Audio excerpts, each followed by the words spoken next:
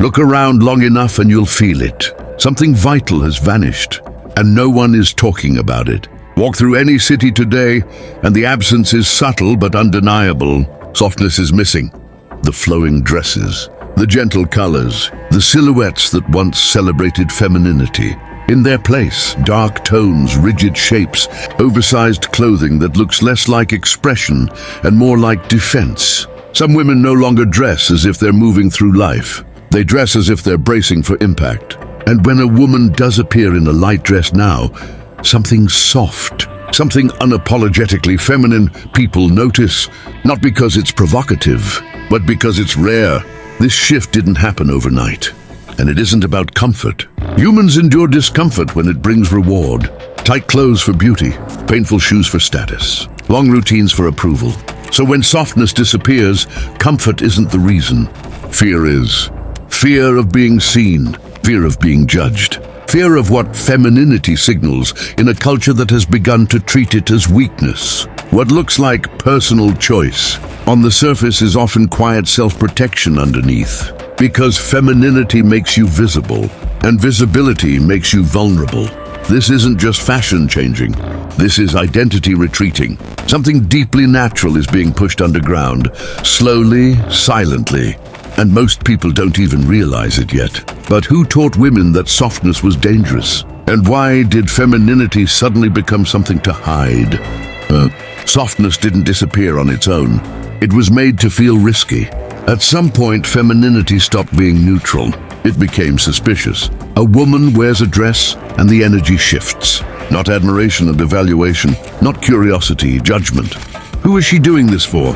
Why does she need attention? What message is she sending?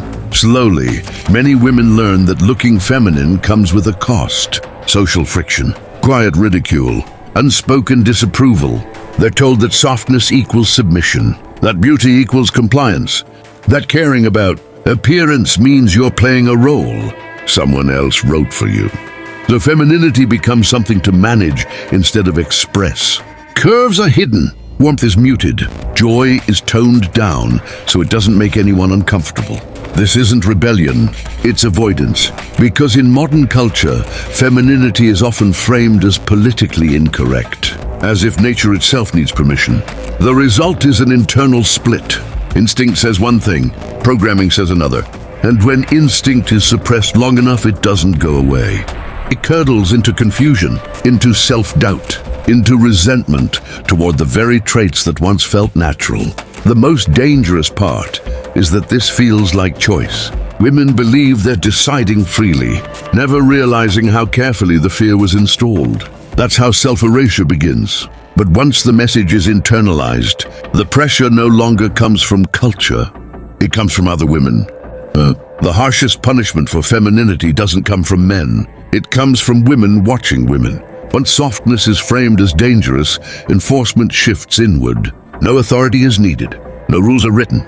A woman walks into the room looking radiant, well-dressed, comfortable in her femininity. Before anyone speaks, the atmosphere tightens. Side glances, measured smiles. The silent question hanging in the air, who does she think she is? Then come the subtle jabs, disguised as humor or concern. That's a bit much. Trying hard today, huh? Who are you dressing up for? These aren't harmless comments. They're signals. In many social circles, femininity is tolerated only if it doesn't challenge anyone else's sense of security. Stand out too much and you become a liability. Men rarely enforce these boundaries. Women do, through exclusion, ridicule, and quiet judgment. So many women begin shrinking themselves to survive socially. They adopt neutral styles, flatten their emotional expression, pull their light inward, not because they want to, but because belonging demands it. Over time, warmth becomes sarcasm. Grace becomes defensiveness. Softness is replaced with emotional armor. Some women don't just dim femininity, they attack it. Harsh aesthetics, aggressive presentation, a visual message that says don't look, don't approach, don't expect softness. This is framed as confidence, but psychologically it's protection. When being visible invites attack, invisibility feels safer. And this self-policing doesn't stop at appearance. It rewires desire itself, for women and for men. Men are pulling away, not because they hate women, but because something no longer reaches them. Attraction was never as complicated as modern culture made it. Men don't respond to resumes. They don't bond with defenses. They don't feel inspired by hardness. Softness does something ancient in the male nervous system. It signals that there is something worth protecting, not owning, not controlling. Protecting. When femininity is present, calm, warmth, receptivity, something deep activates. The instinct to provide, to build, to endure. But when that signal vanishes, the response changes. Men don't rise, they retreat. Some compete desperately for the few remaining women who still radiate softness. Others disengage entirely, choosing solitude over constant tension. Many stop approaching at all. It's not rejection, it's resignation. Masculine energy doesn't bloom in a vacuum. It responds to femininity, not performance, but presence. Without that polarity, attraction collapses into confusion. So instead of explaining, men disengage. But if men are retreating, what does this do to relationships, families, and the future itself? Oddness keeps pain out, but it also locks connection out with it. Many women didn't abandon femininity because they disagreed with it. They did it because they were hurt. Softness invites closeness. Closeness invites risk, and risk leaves scars. So armor becomes survival.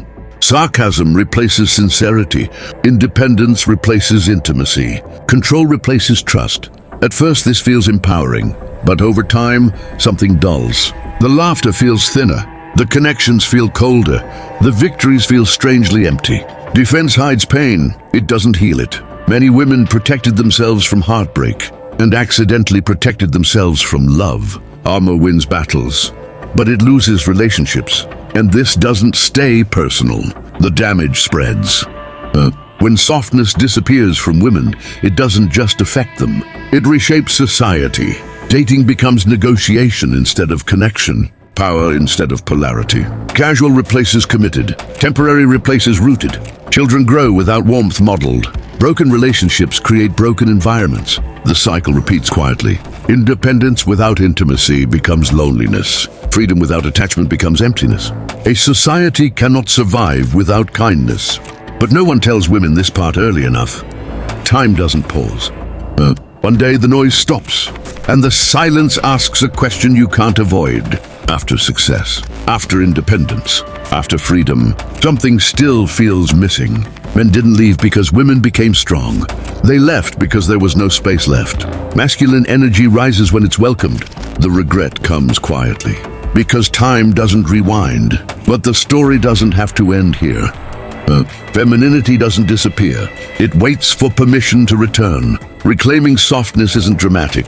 It's honest, gentler choices, allowing warmth again. This isn't regression. It's alignment. Masculine rises when feminine welcomes, but reclaiming femininity comes with resistance. The moment you reclaim softness, someone will try to shame you for it. A feminine woman becomes a mirror. The pressure is the final test. If you hold, femininity becomes rooted. So what happens when enough women refuse the armor? When women remember who they are, everything recalibrates. Femininity stabilizes. Polarity returns. Men rise naturally. This isn't nostalgia. It's timeless truth. The future doesn't need harder women. It needs whole women. Will the next generation recover femininity or forget it forever?